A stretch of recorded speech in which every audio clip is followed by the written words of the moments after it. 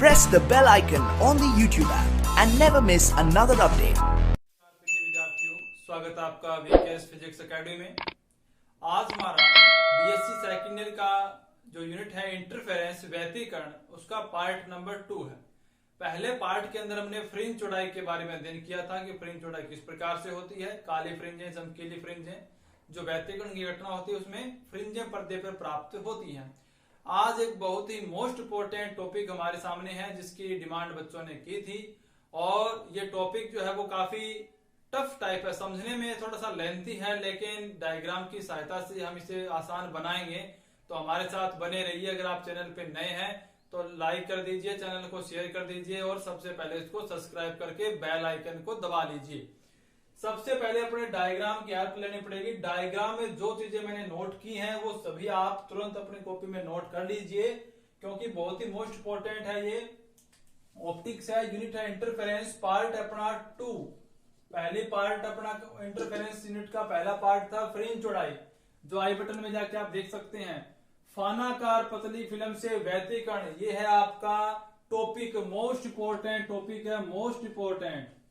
फानाकार पतली फिल्मों से व्यतिकरण भी होता है, उसकी भी वीडियो हमने पहले अपलोड की थी, आप उसको देख सकते हैं प्लेलिस्ट में जाके।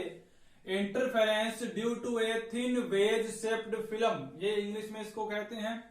तो यहाँ पे हम देखते हैं पहले डायग्राम। हमारे पास फानाकार फिल्म कैसी होगी, इस प्रकार से होगी। अगर फिल्म की मोटाई हो 0 तो बिल्कुल ऐसे हो जाएगी।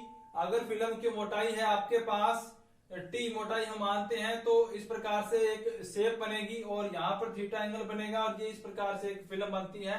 तो कोई प्रकाश किरण इस फिल्म पे आके गिरती है तो अपवर्तन और परावर्तन की घटनाओं के कारण है इसमें व्यतिकरण होता है। देखें कि यहाँ पे ये O पॉइंट है और ये थीटा एंगल यहाँ पे बन रहा है। ये फानाकार फिल्म के दो सिरे हैं, एक है OE और दूसरा है OC।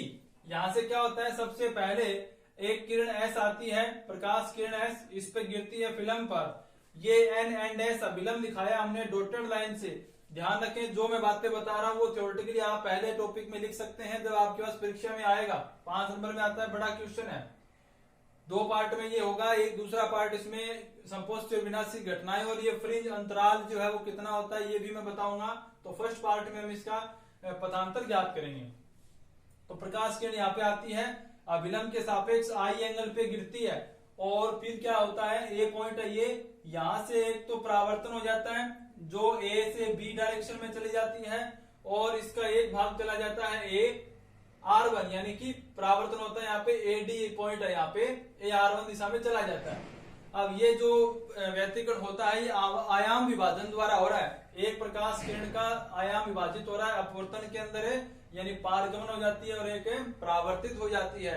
एक तरीका होता है तरंगाकर विभाजन, जो यंग द्विस्लिट प्रयोग में आपने पढ़ा था। तो यहां से इस प्रकार से चली जाएगी। अब यहां से क्या होगा, यहां से इस शेप से जब वो बाहर निकलेगी, इस फिल्म के किनारे से बाहर निकलेगी, तो फिर से उसका परावर्तन होगा, एक भाग उसका पार हो जाएगा। तो ये B से एक भाग परावर्तन हो गया, जैसे BR2 मैं इसको कहूं, और दूसरा है B से F की तरफ ये चली जाती है पारगमित। इसको हम इस प्रकार से भी दिखा सकते हैं तीर के निशान द्वारा। अब हम क्या करेंगे, ये जो B से R2 जो जा रही है वो इसको यहाँ पे C पॉइंट पे क्रॉस करती है। ये जो आपका OC जो किरण अपने इस फिल्म का जो किनारा है उसको C पॉइंट पे क्रॉस करती है। चित्र को बड़े ध्यान से समझ लीजिए। अब इस फिल्म की जो मोटाई है वो मैंने यहाँ पे लिए T, और ये जो इस फिल्म के अंदर जो अपवर्तनांक है वो म्यू अपवर्तनांक है और उसके बाहर क्या है, वायु है। तो सबसे पहले A से ये पॉइंट लिखा मैंने D, C से D पे मैं लंब डालूंगा और ये कितने डिग्री का होगा, ये होगा 90 डिग्री का।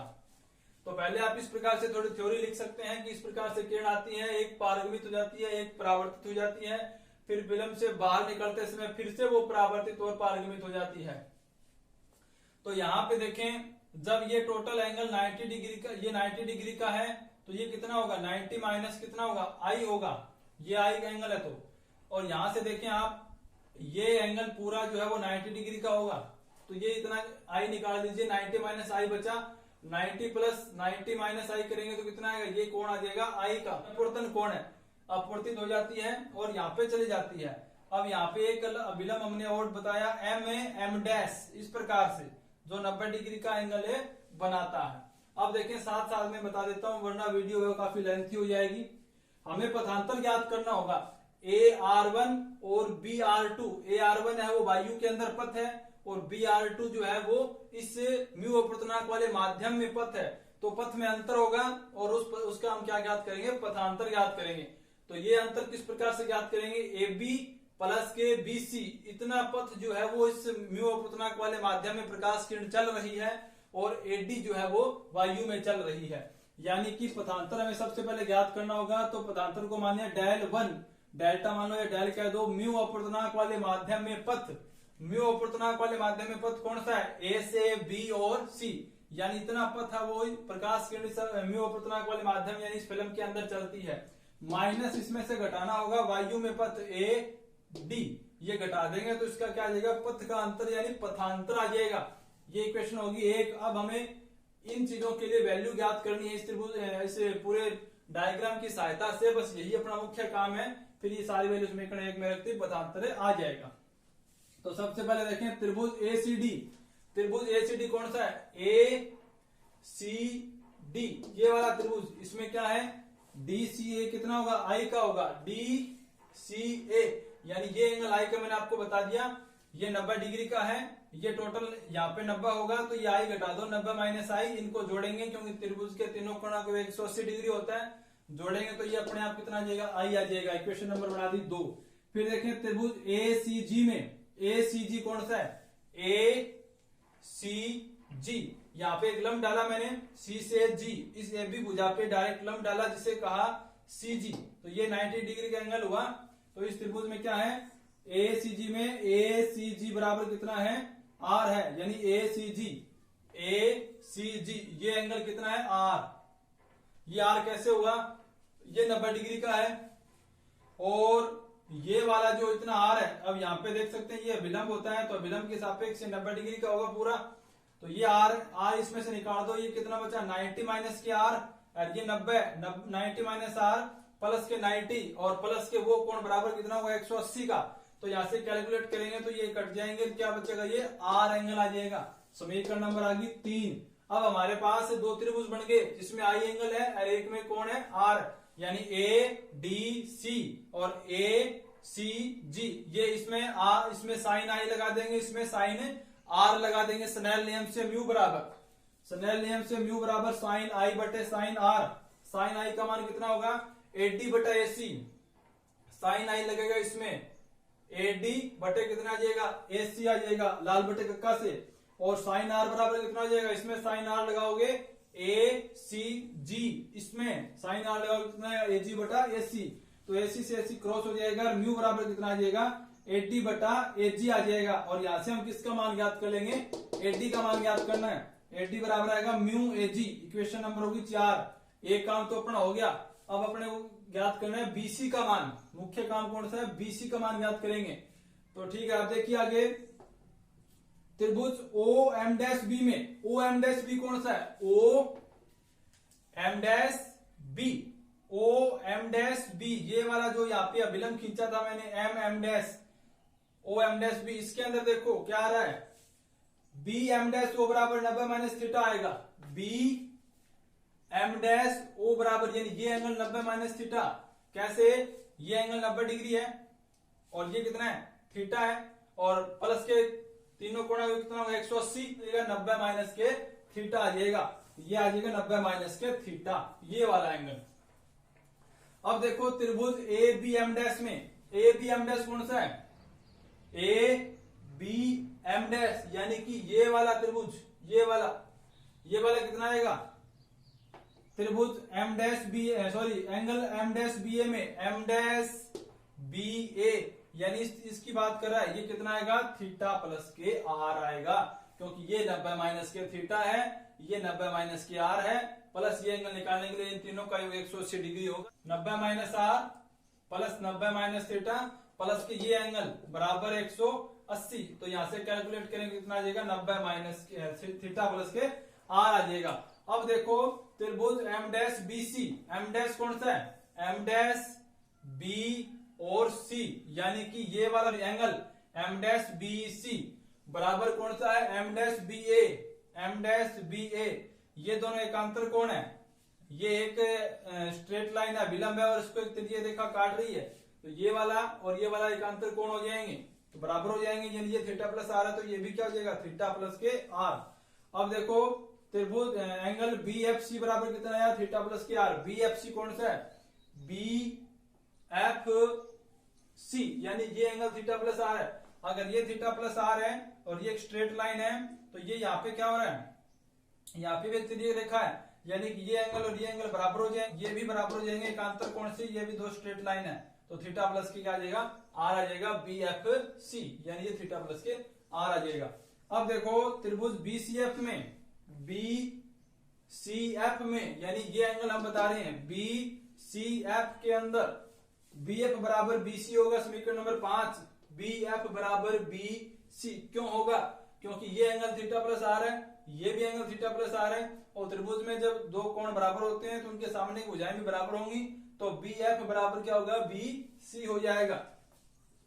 तो हमारे पास दो त्रिभुज आ गए, ये वाला और ये वाला, इसमें दो कोण बराबर हैं, दो भुजाएं भी बराबर है, तो कंडीशन से हम तीसरी भुजाएं भी बराबर कर देंगे। तो अगर हम कहें कि त्रिभुज बी सी ई सर्वांग सम है बी एफ ई के सर्वांग सम है, तो हमारे पास कौन सी भुजाएं बचेंगी, सी ई बराबर क्या होगा, ई एफ। चित्र में आपको बराबर दिखाई नहीं दे रही है लेकिन बराबर है, तो जो कितनी है, टी है, तो ये कितनी हो जाएगी, ये ई सी भी टी हो जाएगी और ई एफ भी क्या हो जाएगी, टी हो जाएगी, तो ये आ जाएगा अपने पास। अब ये सारे अपने समीकरण जो मान आए वो समीकरण 1 में पुट करने, यहाँ पर बीसी का मान ये आ गया यहाँ, और एडी का मान हमारे पास ये आ गया म्यू ए जी, ये सारे मान पुट करने समीकरण 1 में। तो डेल 1 बराबर क्या आ जाएगा, पथांतर बराबर है म्यू। अब देखो जब मैं एडी का मान ज्ञात करूंगा, रखूंगा म्यू ए जी, तो यहाँ पे म्यू आएगा, ये म्यू यहाँ पर है, तो म्यू ले लिया कॉमन, तो यहाँ क्या बचेगा, ए बी प्लस के बीसी की जगह क्या रख दिया, बी एफ रख दिया यहाँ से, माइनस एडी की जगह क्या था, म्यू ए जी, म्यू तो कॉमन आ गया, क्या आया, ए जी आ गया यहाँ पर। अब देखें ए बी प्लस के बी एफ क्या है, ए बी प्लस के बी एफ, यानी ये टोटल भुजा होगी ए से लेके एफ तक की, इसमें से ए जी घटा दूं मैं, ये ए जी घटा दूं तो क्या बचेगा, जी एफ बचेगा, तो यानी एफ जी एफ कहें एफ जी कह दो आप, एफ जी आ गया ये। अब ये एफ जी की वैल्यू कैसे ज्ञात करूंगा मैं, मेरे को लेना पड़ेगा त्रिभुज जी एफ सी, ये वाला जी एफ सी, ये त्रिभुज लूंगा मैं, इसमें लगाऊंगा कोस, कितना एंगल है, थीटा प्लस आर है, कोस थीटा प्लस आर लगेगा इसमें, कोस थीटा प्लस आर बराबर क्या जाएगा, एफ जी, यानी कि एफ जी बटे में ये इसका कर्ण कोस थीटा लाल बटे कक्का से, तो कर्ण कितना है, सी एफ है, और सी एफ यानी टी प्लस के टी कितने हो जाएंगे, 2t हो जाएंगे, तो एफ जी बटे हो जाएगा 2t। तो म्यू वन बराबर क्या होया, म्यू एफ जी बराबर, एफ जी की वैल्यू है डेल वन बराबर mu 2t cos theta R, इसको मल्टीप्लाई कर देंगे, एफ जी की वैल्यू आ जाएगी पथांतर डेल वन बराबर mu 2t cos theta plus के आर। अब यदि परावर्तन सघन माध्यम से होता है, ये पानाकार फिल्म है, वायु के सापेक्ष इसका म्यू अपवर्तनांक का माध्यम इसके अंदर है जो सघन माध्यम की तरह व्यवहार करता है, तो इसमें पाई का कलांतर पैदा होगा, या पथांतर कहें तो लैम्डा बाय 2 का पथांतर पैदा होता है अगर परावर्तन सघन माध्यम से हो। तो इस कंडीशन में परिणामी पथांतर कितना होगा, डेल बराबर del one minus lambda by 2, और डेल वन का मान कितना है, ये रहा 2 म्यू टी कोस थीटा प्लस के आर माइनस हो जाएगा लैम्डा बाय 2। ये आ गया फानाकार फिल्म के लिए इन किरणों में परिणामी पथांतर का मान।